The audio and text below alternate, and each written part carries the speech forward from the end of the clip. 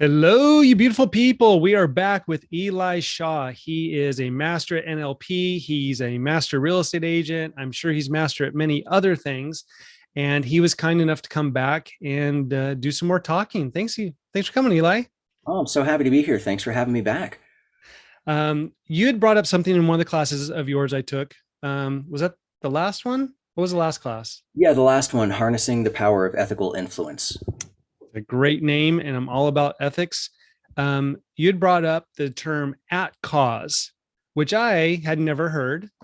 I think I understood the concept, but I'd never heard it like this. And I thought that that was something, especially as we're getting into a new year and people taking some responsibility and really looking at these things. I thought that that would be a great thing to kind of dive into here in the new year. So explain a little bit about what at cause is. Sure. So being at cause, it's really about taking responsibility. Where do you have the opportunity to be responsible? So if you're putting yourself at cause for something, it takes away blame. That's a really significant part of it. Instead of pointing the finger at others, it's really looking at yourself and making choices about how you experience the world around you, choices about how you respond to the world around you, and even going deeper so you can make choices about the feelings that you have and the thoughts that you think, and being able to control the one thing in your life that you have control over, which is you. But the guy cut me off. It's his fault. If he wasn't an idiot, I everything would be great, right? Yeah, you're probably right. And how you respond in that moment is what you have control over. Some people take this really, really far, and I think that there's the amount that makes sense that everyone can kind of grab onto. And then there's going a little deeper where you want to get into things that might be more therapeutic and really starting to shift things about how you live your life. And then there are some people who take it so far out that, frankly, I think it becomes offensive, where people say stuff about how every single thing that's ever happened to you in your life is because of something that you did or chose or wanted or thought. And there's a lot of horrific stuff that happens to people. And I think that that is really um, inappropriate and unethical and unnecessary to stretch it to that extent. And Right. people want to be able to say everything that happens in your life, you manifested, you brought it in, you created it. And everyone wants, of course, to take responsibility for the good stuff, and nobody Right. wants to take responsibility for the bad stuff. So if you go to the extremes, you would have to say it's everything.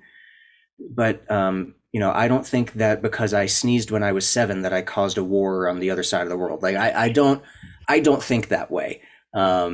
I Do they don't think really? Some people take it that far. some people take it that far. It's where it's Wow. the butterfly effect, essentially, Right. Right. and that everything at some point has a reaction, a response, a chain of events that happen as a result. But when you start looking at people who are attacked, like people who might be sexually assaulted, Yeah. and it almost becomes a blame the victim thing. I'm really not okay with that at all.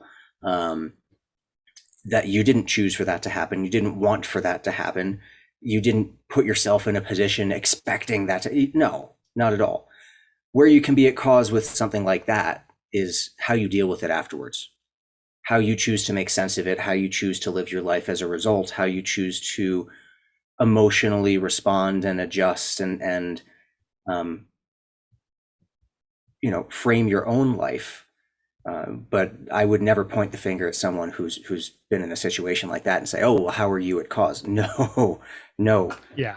that's No. that's a big red flag right there. So I'm on the side of how can you make choices in your life that will get you what you want and put you in the direction that you want to be moving, and working backwards until you can recognize things in the moment about the choices that you have control over. So I was talking to someone who they were they were having. I'm trying to think of the best way to phrase it, and it was happened a while ago, so remember the situation. But it was they could not see past the negativity that had happened to them and see that they could make choices to get out of it. They were really tied down. I know there's a line between coaching and therapy, and we maybe can talk about that a little bit later. But Sure. how do you how do you find how do you get people out of something when you know there's power in taking that accountability and taking the cause? How do you pull them out of it when they just like the whole world's against me and everything's going wrong? When it's at that level, I think it's important to start small. Start with little things that are completely within your control, like so basic that anyone can do it. Like hold your breath for 2 seconds, blink 3 times. Like these are things you can choose. You can control these very basic functions of how your body works. So if someone's really that stuck, start with something so basic they're going to win. Because you can. You're breathing right now. Are you choosing to breathe? Well, how about now? Now that I've mentioned it, are you choosing to breathe? And you can help people start becoming aware of their options. Having options is a huge part of it. When someone feels like the world is against them and things keep going wrong and they keep losing, looking for ways that they can learn from their experience is the most effective way that I know of becoming at cause. So speaking to the therapy side of where this all comes from and goes to, in neurolinguistic programming and in a lot of therapy modalities, helping people recognize that they can learn from something and grow is very empowering.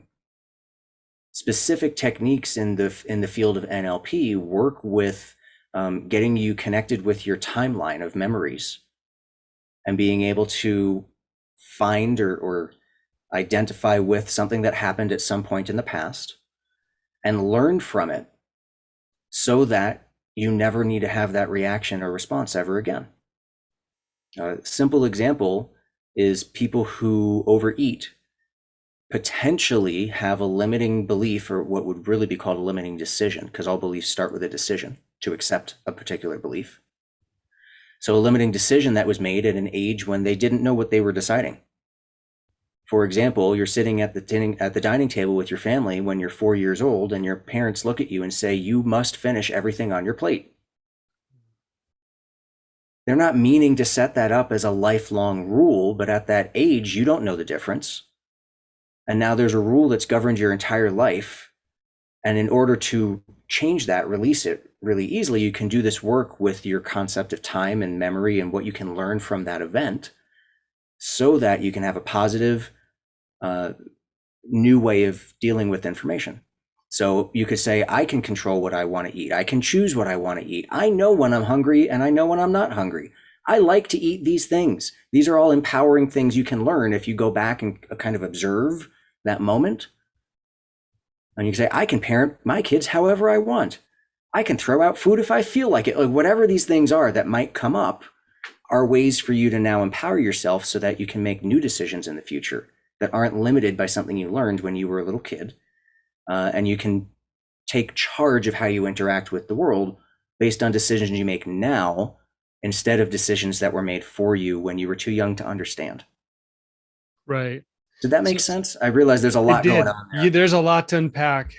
The one thing I want to point out, because I end up telling a lot of people this, is that a lot, and see if you agree, a lot of the wiring and defense mechanisms we have were put in place by the time we were 9 years old. And they worked for back then, and they were very basic. And we take them into life later if nothing else gets in the way. Do you kind of agree with that? 100%. 100%. We're basically just a sponge taking in other people's beliefs and directives until we're about 7 years old. So other people are implanting these suggestions and ideas, not on purpose. Some of them are on purpose, and others are they just happen. We didn't mean for it. Well, the don't talk to strangers, really great for a kid, not so great if you're a salesperson Right. or if you're trying to get a date. Right. So it's getting past that fear, and parents want that. Fear is the main thing to stop people from, or kids from, hurting themselves and doing the bad things. So you're like, they're going to take you and they're going to kill you and they're going to, it's amazing. We eat candy. Yeah, you say this stuff to a child and they're going to believe it forever until they find enough evidence to the contrary, or they do something on purpose to change that belief. Otherwise, it can just run as a program in the background forever. And it causes all kinds of anxiety and social phobias and limiting elements of people's lives that are just completely unnecessary. And you see people who are out there 30, 40, 50 years old making decisions like a 3-year-old because that's where the decision actually started. And it doesn't make any sense. It doesn't help them anymore, but they just never learned another way.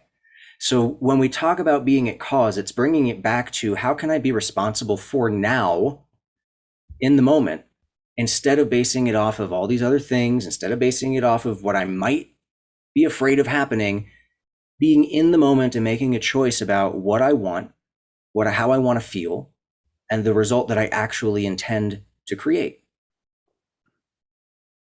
For those of you who are watching the video, this is the reason I have my Yoda Funko, because this is Eli.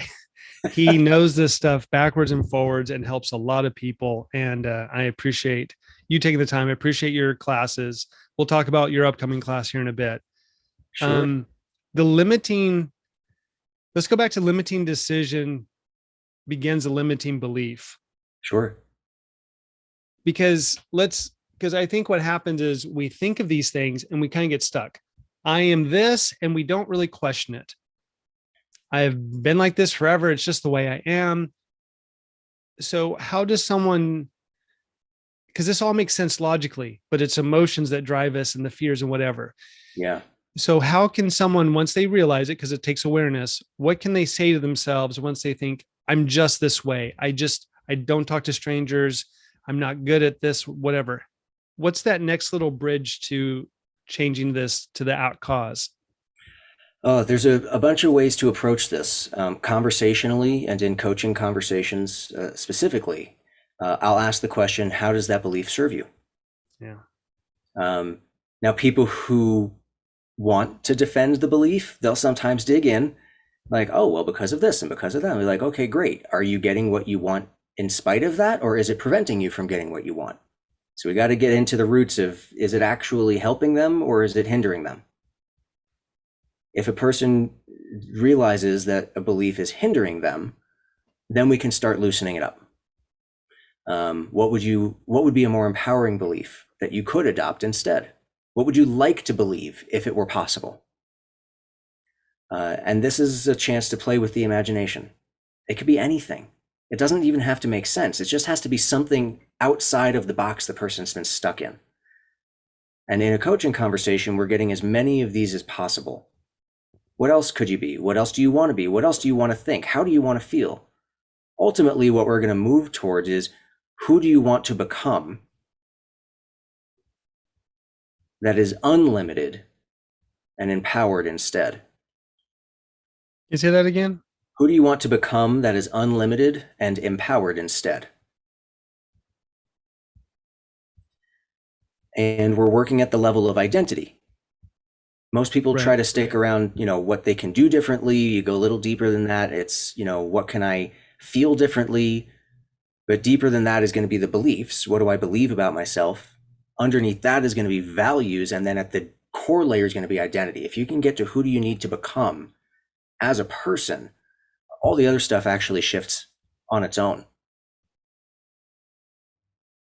Because your values are based on your identity. Beliefs are based on your values. Your actions are based on your beliefs. So it all kind of tracks back to that deepest level of identity. So who do you need to become? And you can start by identifying who might be a good model, who's someone out there who you can have as your archetype, essentially, for the person that you want to become. What do you think is important to them? How do you think that person lives their life? And this isn't going to happen in the blink of an eye. This isn't going to happen in a single conversation, unless you're doing in-depth subconscious change work where some of this can happen very quickly. Not all of it, but a lot of it. But if you're doing it conversationally, start with one thing, just one. Win at one thing, then you do the next thing and you kind of add, because you build sequentially. So if it's important to you to become a person who feels comfortable being vulnerable and is bravely going to take on the world, well, what's the first thing you need to do? I need to get comfortable. Okay, how do you become comfortable? And you start working just on that one aspect of this new identity. You take it piece by piece. Do you have any clients that you can maybe point to that's gone through maybe the at cause and absorbed that? And do you have any examples where they've made a big change? Yeah, I know that I do. Give me a second. I'm sure I'll think of something specific. Sorry, I put you on the spot. No, that's okay. That's the point, isn't it? It's a good question. Um, there are, there's someone who I've been working with. Of course, we'll leave names out. Sure. But there's somebody who I coach who's had some limiting beliefs about their confidence, about their ability to succeed at a high level. If I want to succeed, I must be like this other person. It can't be me. I can't I can't do it as myself. Whenever I hear that, I get really worried um, for a moment, and then I want to jump into action because there's something that needs to be done. If people are looking at other people as capable, but I'm not capable, that's something that I want to adjust right away with anyone I'm coaching. Otherwise, how are we ever going to get anything done? So to address this, we started by looking for, okay, what would you need in order for you to be capable like that other person? And in this particular case, the answer was confidence. This was someone who just really was lacking in confidence, and it had become pretty much an identity statement saying, I am not a confident person. Mm. So yes, that's a belief, but deeper than that, that's an identity statement. As I am not or I am are identity statements. So I am not a confident person. I wanted to work with that right away. That was our very first call. And one of the ways that I addressed this was asking about times when perhaps she was confident in the past, or if there was anything that would make her feel confident now or in the future.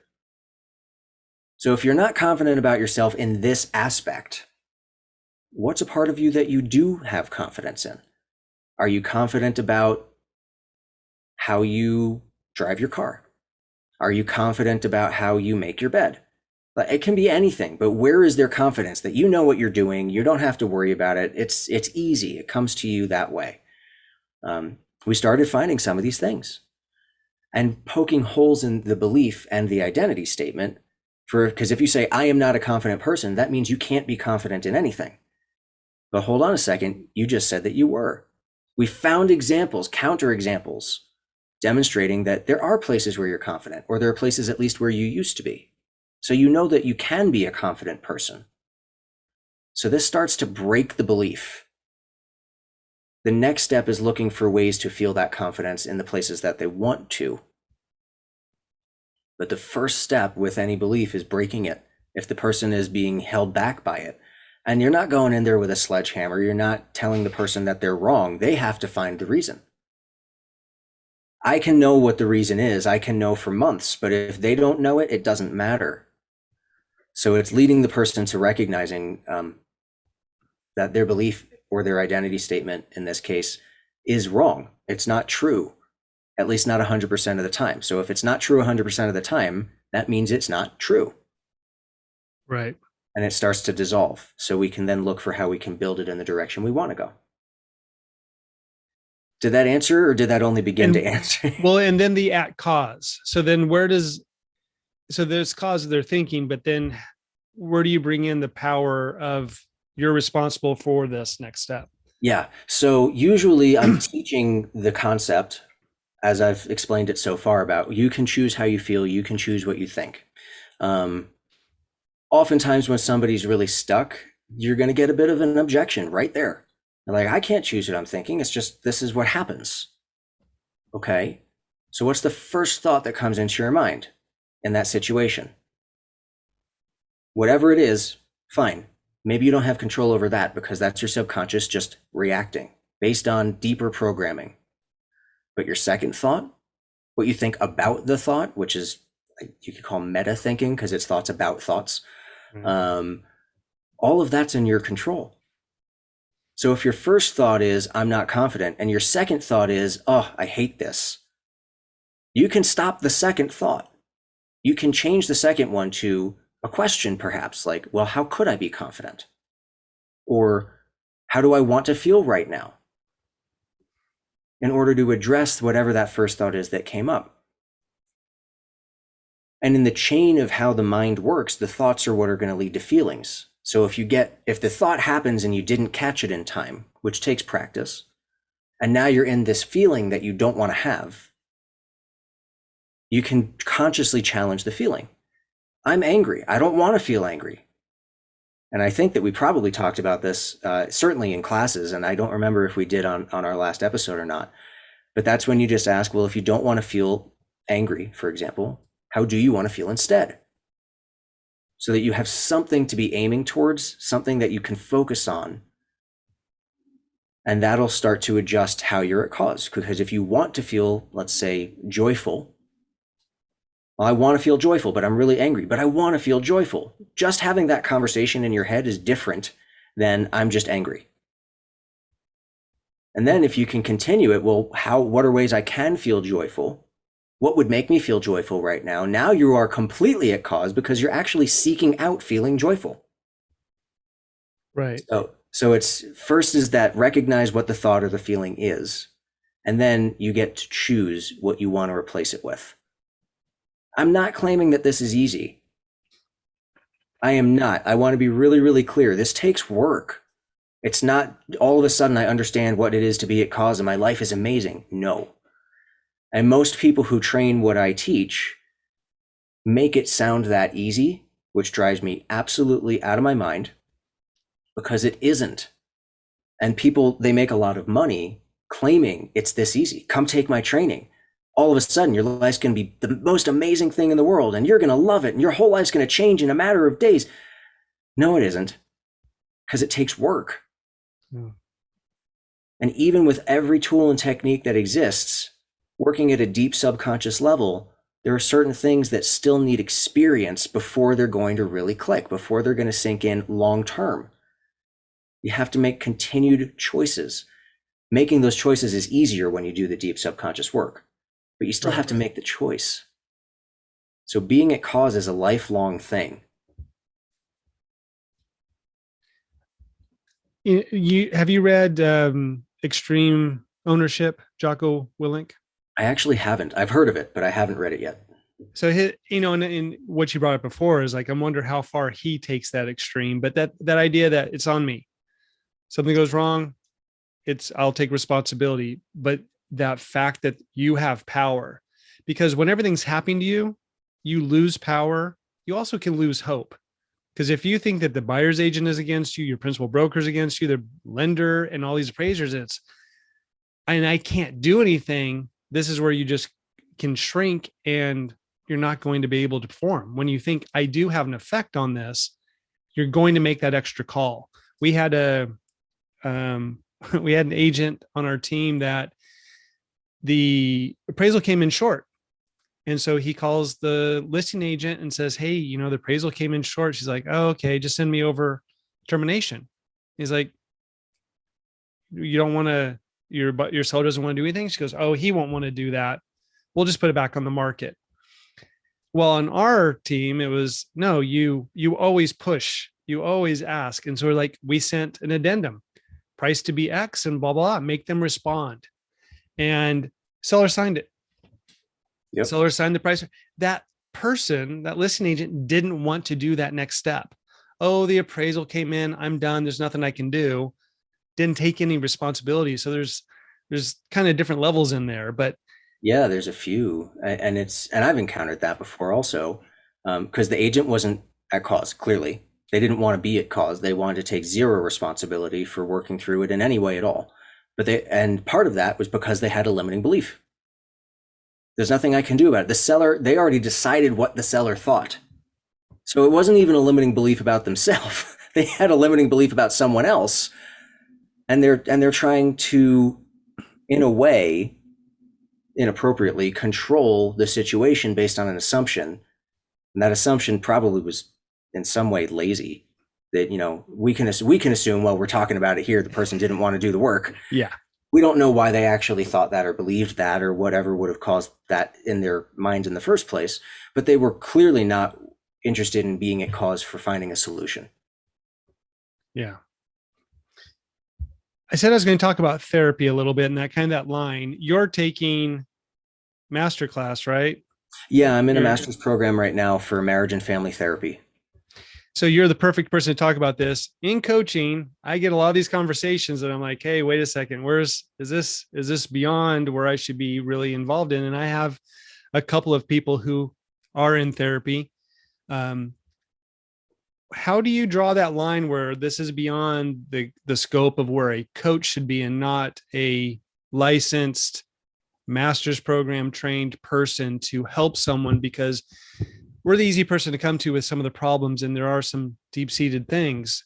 How do you figure out what that line is for yourself? Yeah, well, first I think it's what is the purpose of the coaching that you're doing? And if you're a life coach, I think that line can get blurred a lot more easily than if you're working specifically on someone's business. Um, that said, even in business coaching, emotional stuff does come up. Yeah.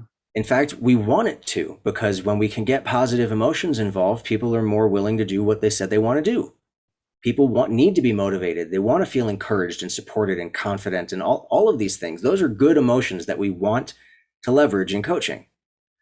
When somebody shows up for a call and they're talking about how out of it they've been and how down they've been, and I just didn't want to get out of bed, and I don't see myself really doing this, and I don't know what the point is. That this is all stuff that we're not supposed to be working on.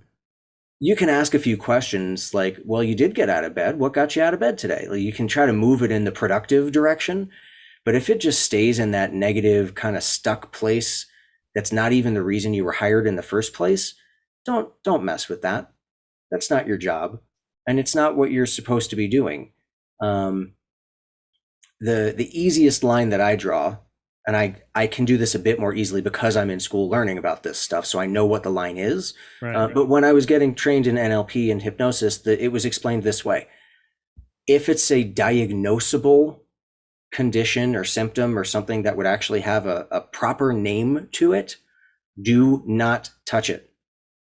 Just do not, because that's where a licensed professional has to come in. So if someone says, yeah, I've been feeling really anxious lately. Oh, are you having some anxious thoughts, or are you dealing with anxiety? Anxiety? We don't touch that as a coach. A few anxious thoughts? Well, what are you nervous about? That's a completely different conversation. And I deal with that all the time. Oh, I have this call coming up and I don't know how it's going to go. I'm feeling really anxious. I can talk to you about that. That's fine. But if it's every day I think about this and I'm anxious and I don't go outside and I don't, that's a therapist. Yeah. That's a very, very different thing. Same thing with depression. Same thing with trauma. If someone had a bad experience and they're afraid to call someone back, fine. If someone was attacked and they have traumatic responses to seeing a particular person, that's different. Learning to recognize that does not take a lot of work.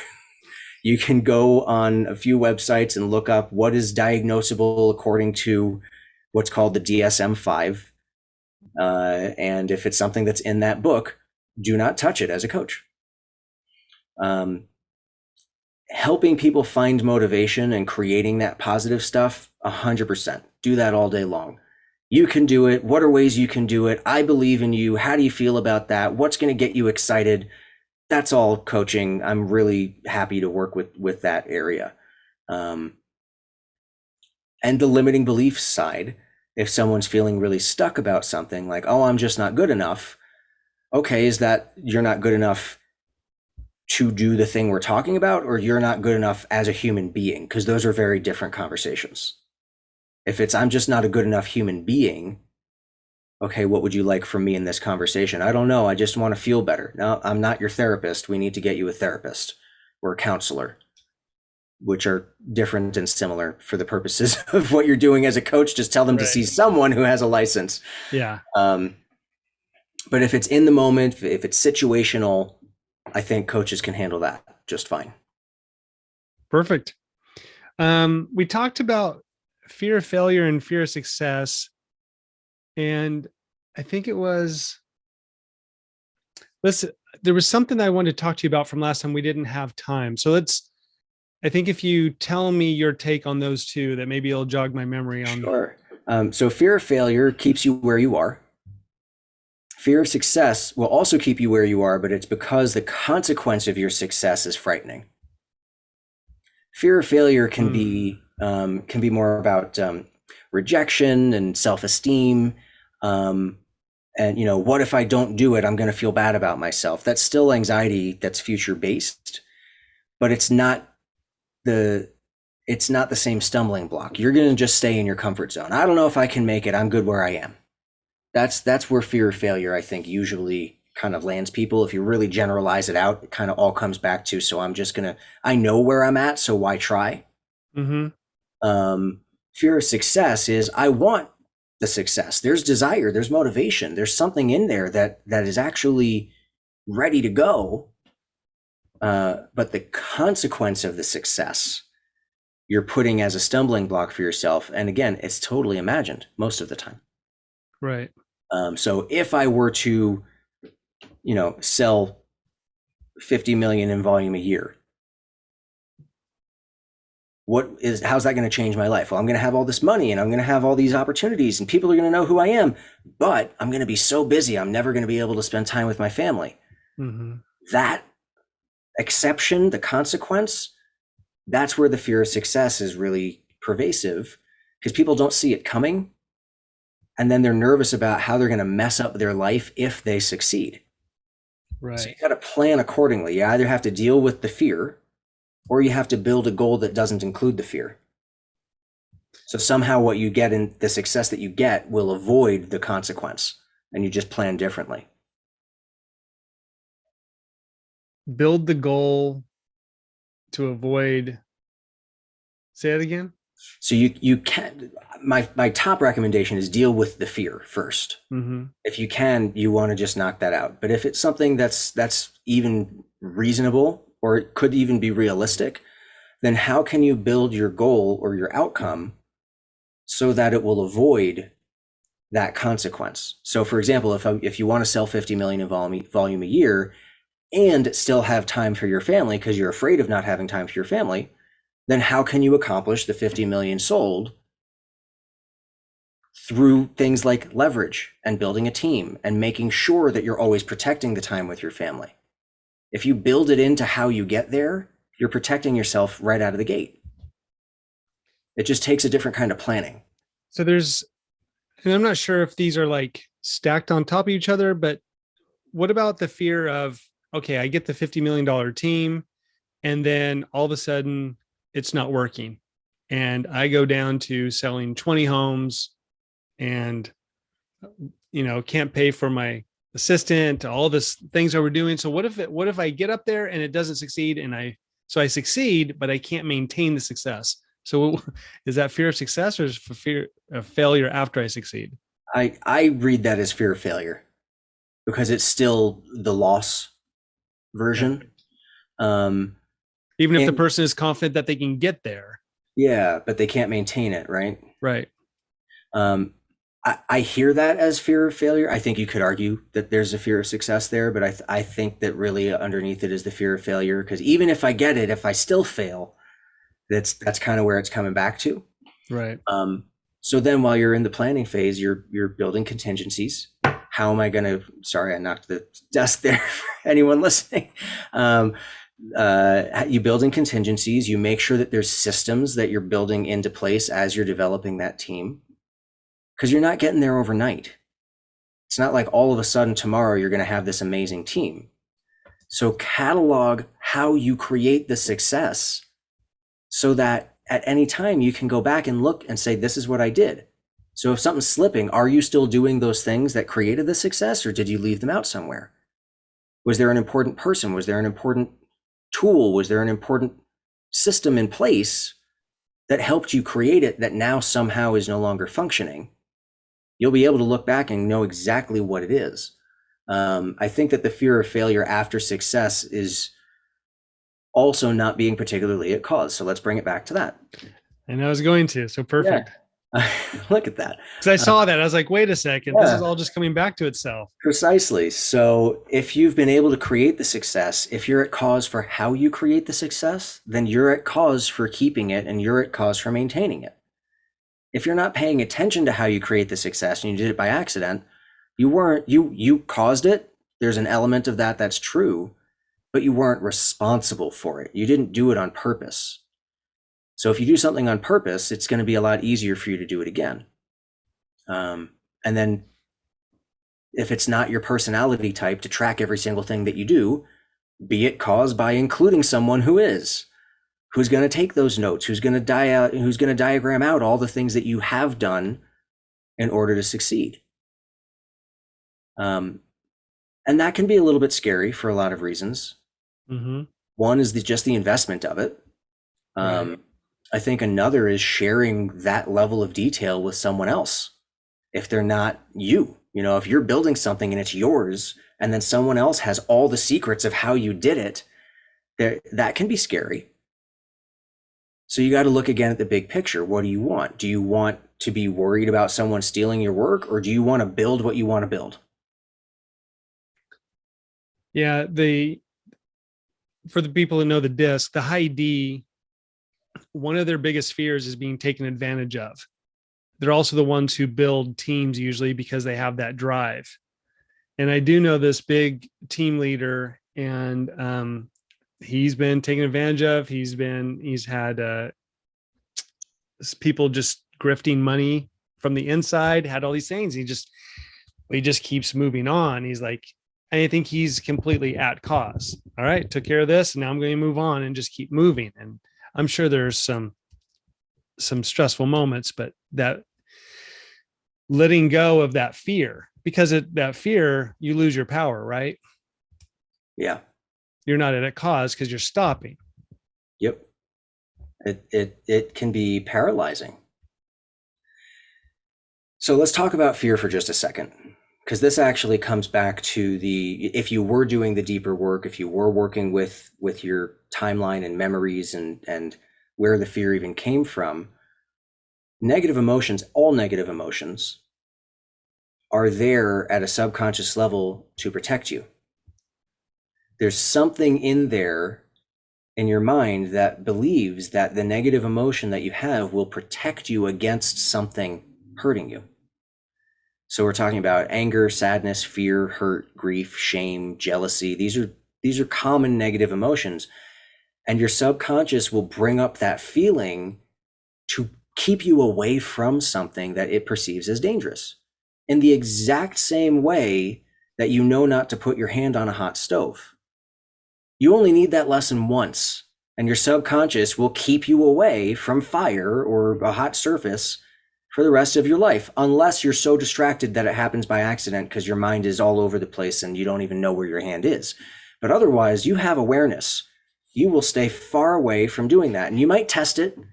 You might consciously want to come up and see, ooh, how close can I get? But you already know if I do touch it, it will hurt. And if you get too close, there's that part of you that's going, no, and you're like fighting your body at that point. So these negative emotions are the same exact thing. So if you have a fear that something will happen, it's probably because something like it has happened in the past. It's based on something. So if you can identify where that came from, this is now getting back into the therapy side. So this is not really what a coach is doing with you. But if you personally or with a professional can identify where that originated, what the root of it is, and manage that, then there's no need for it to exist in the present. So the way this works, I'll give a very brief example, because this is not an NLP podcast, but we're both NLP nerds and we're going to talk about it. So the way that this works with the form of this that I'm certified in is called time techniques. There's also timeline therapy. There's mental and emotional release. There's all these different versions of it. It's all the same freaking thing, just different names. So here's how it works. You identify by asking your subconscious mind, what's the root cause of this feeling? Let's take fear as an example. So if you were to ask your unconscious mind, what is the root cause of fear? And something pops into your head, you're now going to work with that particular event. And chances are, if you've never done a technique like this, it would be something that happened between the ages of 0 and 7. To go deeper, it's possible it could have been in the womb. It's possible in some people's belief systems that it could have been from a past life or a past generation. If you think that way, it's possible. If you don't think that way, maybe less so. Maybe you surprise yourself. That's completely irrelevant. It's whatever your subconscious mind believes is the cause. Doesn't matter if it makes sense to you or not, because it's not conscious.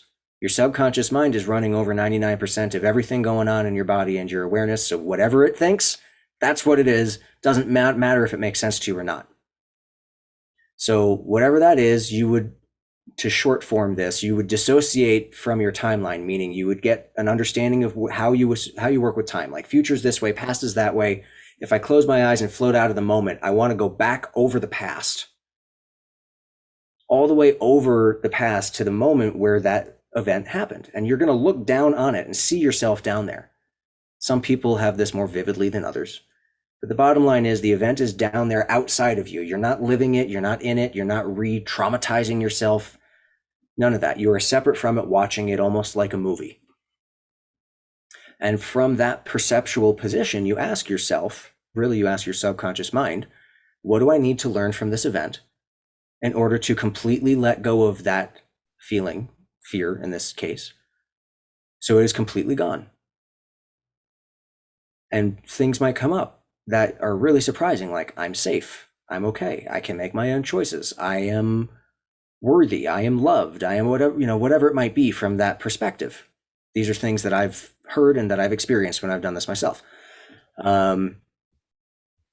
Then after you have all those learnings, you go back before the event, so even farther back in time. By the way, you're not in trance. This is not hypnosis. You're just playing with this in your own head.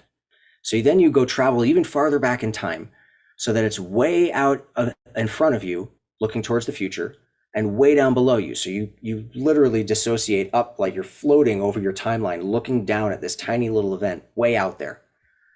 And when it's before the event, before it would have even happened for the very first time, then you check on that feeling. Is it there or not? No, of course not. It never existed before that moment.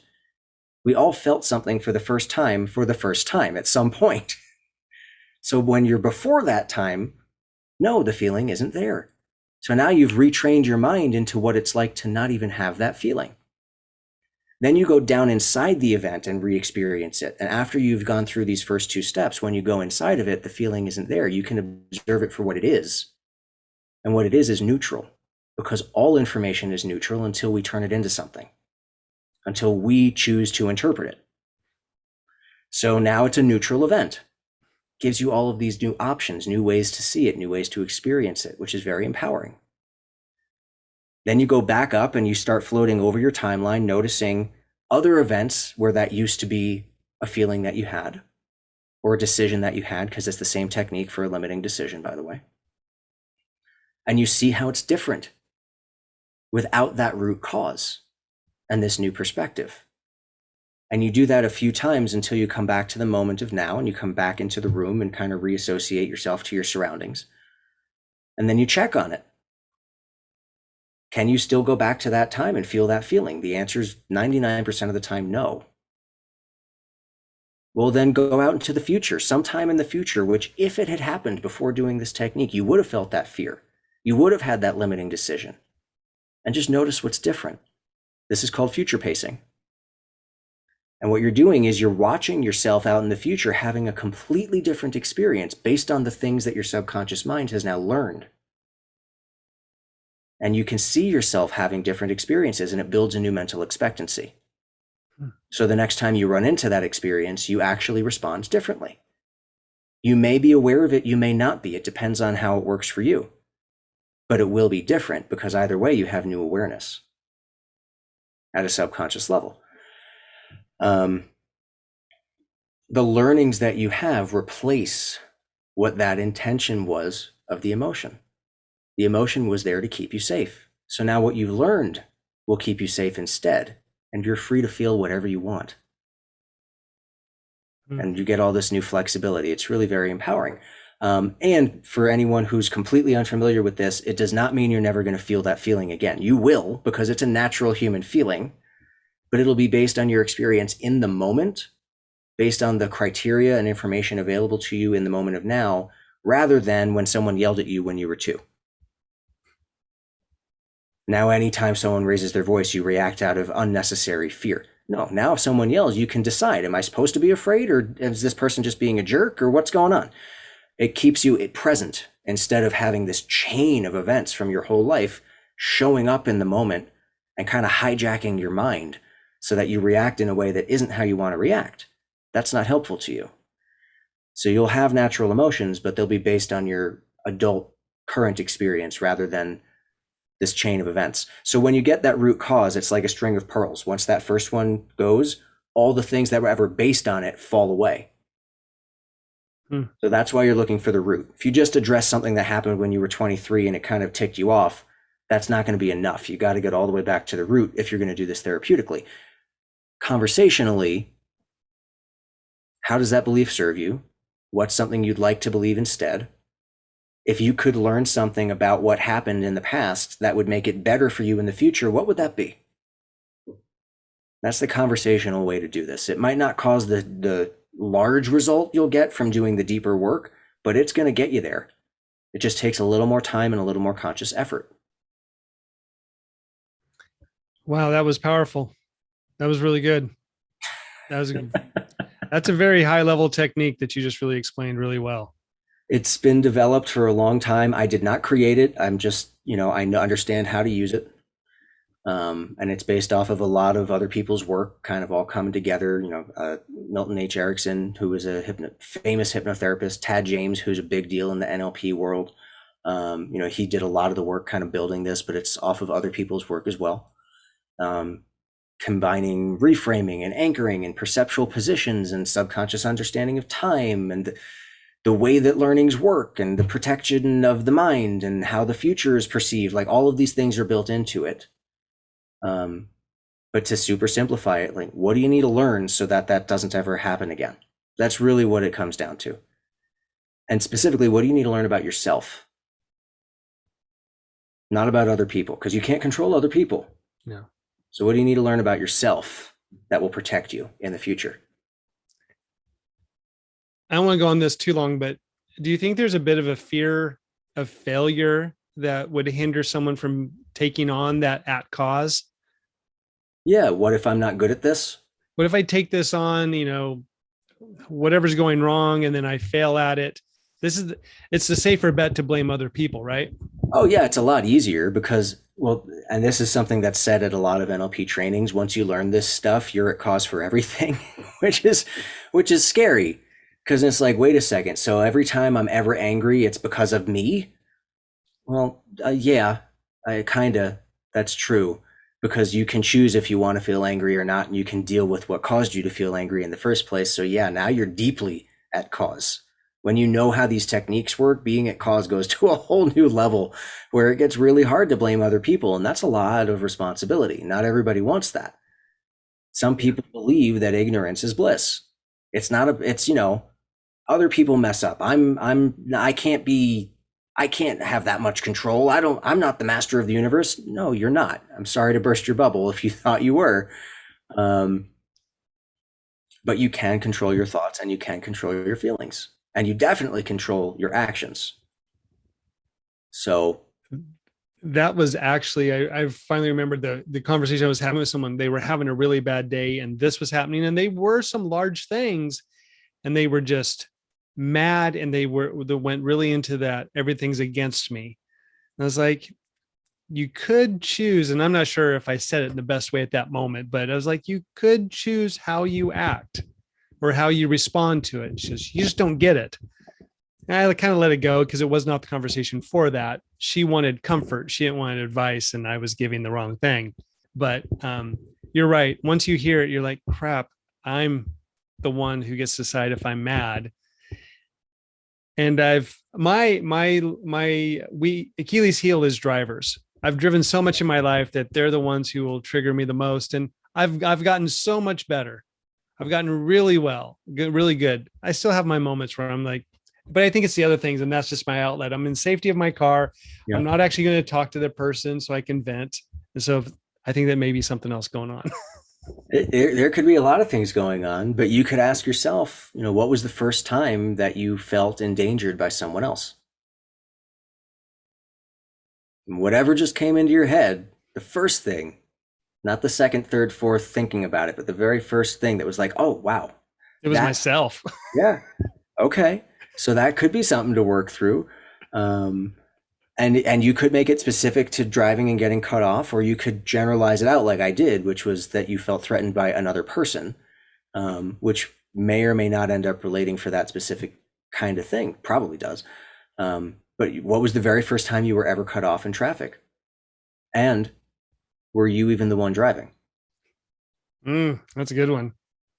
Because chances are someone cut off someone else when you were too little to be driving, and you saw their reaction and how it made you feel. My dad was a truck driver, so that's very likely. Oh, it all came from my dad.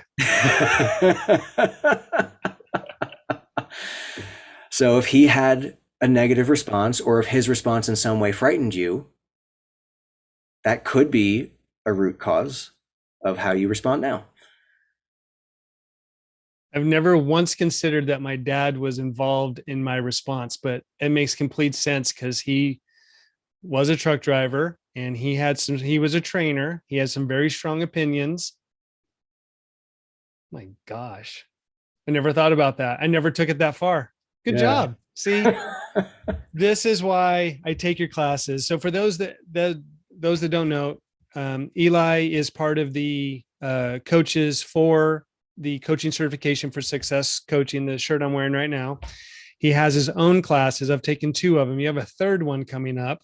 Have you Yeah. figured out the name for your third one yet? It's probably going to be something like managing objections. Okay. Although it'll probably have a bit more to it than that. It's based on a particular set of skills called sleight of mouth. Mm-hmm. Like sleight of hand. There's a T at the, not D, it's sleight with a T at Yeah.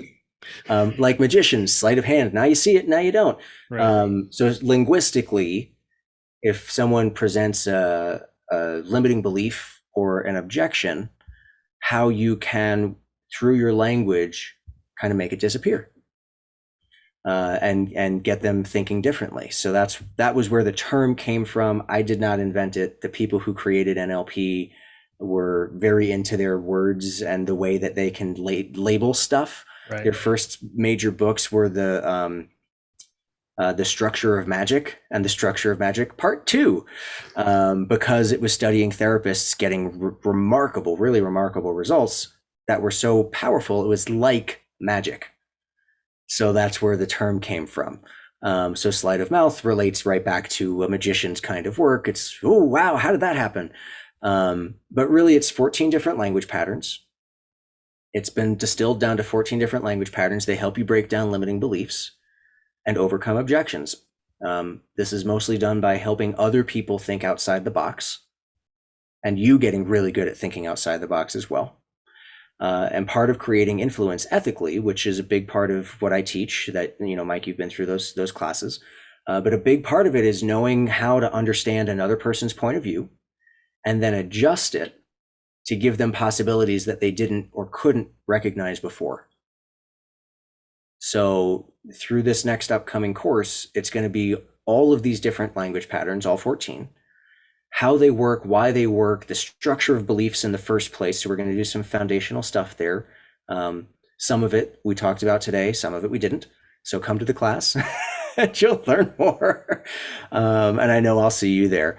So the structure of beliefs, how people build beliefs, and then how you can start adjusting them conversationally.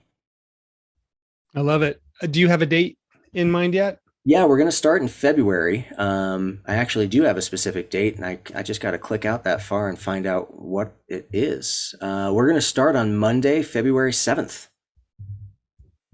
And there will be a place to sign up. We don't have it yet, but I can send you the link when it's ready. You can put it with the link in the podcast if you want, in the description. Absolutely.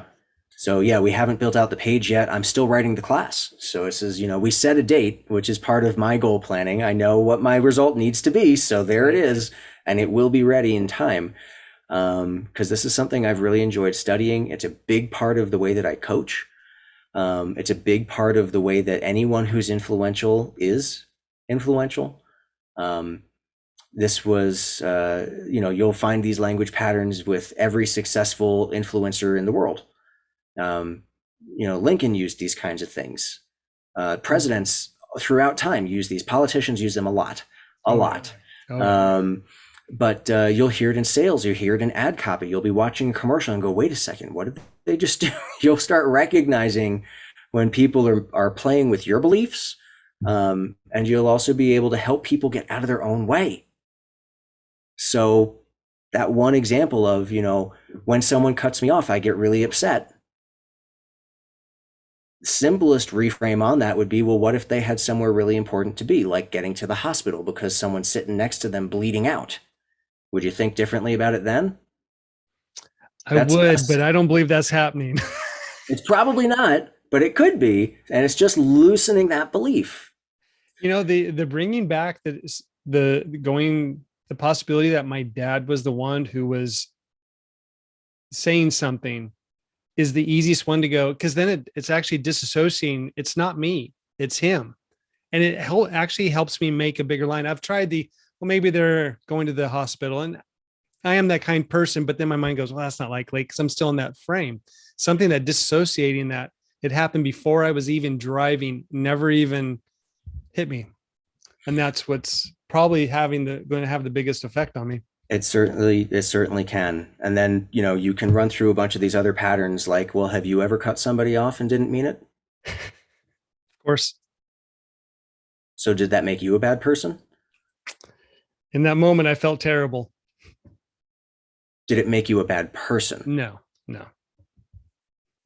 So these are just simple ways to start looking at the structure of language, and you can ask certain questions or offer different suggestions, and people will think very differently in the moment.